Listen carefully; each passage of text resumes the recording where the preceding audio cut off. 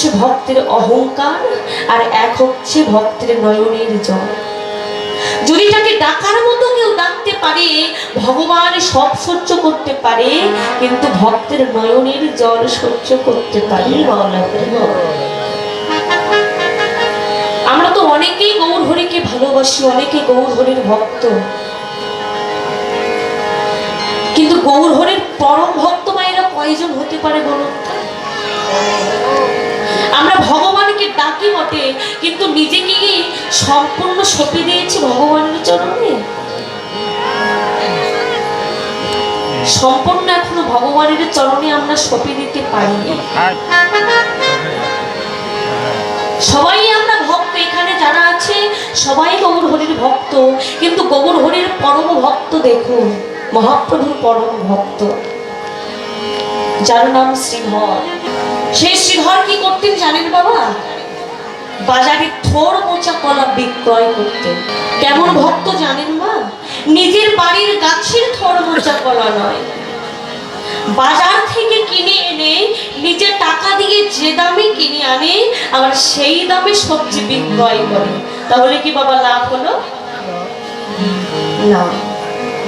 আমাদের এখানে দোকানদার কি করে? 2 টাকার মাল 4 টাকা বিক্রি করে, লাভ করে।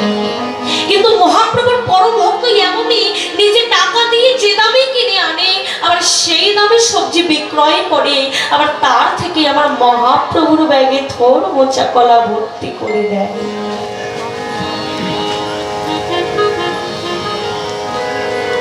যেখানে আমার সেই শ্রীধর বাজার করতে বসতেন, যেখানে বিক্রয় করতে বসতেন, সে বাজারটার নাম কি জানেন বাবা? নবদ্বীপের গোসাই বাজার। আজও আছে সেই বাজার, যেখানে আজও সেই বাজার বসে।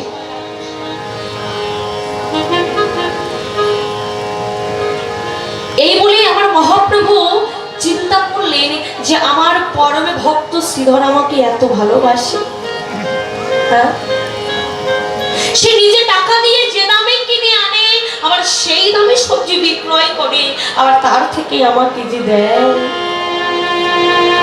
আমার নিতে যে বড় কষ্ট হয়, আমার নিজেকে বড় ছোট মনে হয়। তাই আমি কাল থেকে শ্রীধরের কাছ থেকে আর কিছু নেব না। এই বলে বাবা মহাপ্রভু আমার কিছুদিন পরে সেই গোসাই বাজারে বাজার করতে গেলেন। তাও কোন পথ দিয়ে গেলেন জানেন? আমার শ্রীধর যেখানে থোর মোচা কলা বিক্রয় করতে বসতে, সেই পথ দিয়ে গেলেন না।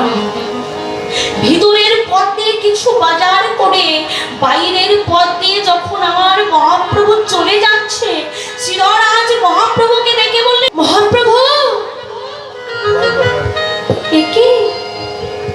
একে তুমি আমার কাছ থেকে আজকে কিছু না নিয়ে ফাঁকি দিয়ে চলে যাচ্ছ কেন? কেন প্রভু, তুমি আমার কাছ থেকে আজ কিছু নাওনি কেন? কেন তুমি ফাঁকি দিয়ে চলে যাচ্ছ? আমি কাঙাল বলে, আমি ভিখারি বলে, তাই তুমি আমার কাছ থেকে আজকে কিছু না নিয়ে তুমি ফাঁকি দিয়ে চলে যাচ্ছ? মহাপ্রভু শ্রীধরকে বললেন, ওরে শ্রীধর না, শ্রীধর আমি তোমার কাছ থেকে কেন থোর মোচা কলা নেইনি জানো? শ্রীধর, তোমার যে বড় অভাবের সংসার, আর এই অভাবের সংসারে তুমি নিজে টাকা দিয়ে যে দামে কিনে আনো, সেই দামে সবজি বিক্রয় করো, আর তার থেকে আমাকে যে দাও শ্রীধর, আমার নিতে যে বড় কষ্ট হয়, আমার নিজেকে বড় ছোট মনে হয়, তাই তো আমি তোমার কাছ থেকে কিছু না নিয়ে চলে যাচ্ছি। শ্রীধর মহাপ্রভুকে বললেন, ও মহাপ্রভু, আমি কাঙাল হই, আমি দরিদ্র হই, আমি ভিখারিনী হই, তবু এই প্রতিদিন আমি বাজারে কেন বসি জানো? আমি কিন্তু লাভের জন্য বসি না প্রভু। আমি প্রতিদিন এই বাজারে কেন বসি শোনো? আমি প্রতিদিন এই বাজারে বসি আর ভাবি যে কখন আমার মহাপ্রভু আসবে, মহাপ্রভুর ব্যাগে থোর মোচা কলা ভর্তি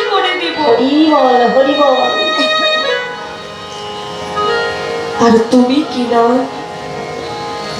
আমার মতো কাঙালের হাত থেকে কিছু নেবে না বলে তুমি ফাঁকি দিয়ে চলে যাচ্ছ। আমি পরশা সাজিনি, আমার লাভের প্রয়োজন হয় না। আমি লাভের জন্য বসে নাই প্রভু, এর থেকে আমি যে তোমায় দিতে পারি এটাই হলো আমার জীবনের সব থেকে বড় চাওয়া, এটাই হলো আমার জীবনের সব থেকে বড় পাওয়া। প্রভু, এ জগতে তো তোমার কত ভক্ত আছে, তোমার কাছে কত কি চাই। কি গো মায়ের, আমরা গৌর হরির কাছে চাই না বাবা?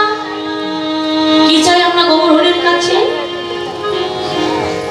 যার টাকা নাই সে টাকা চায়, সে টাকা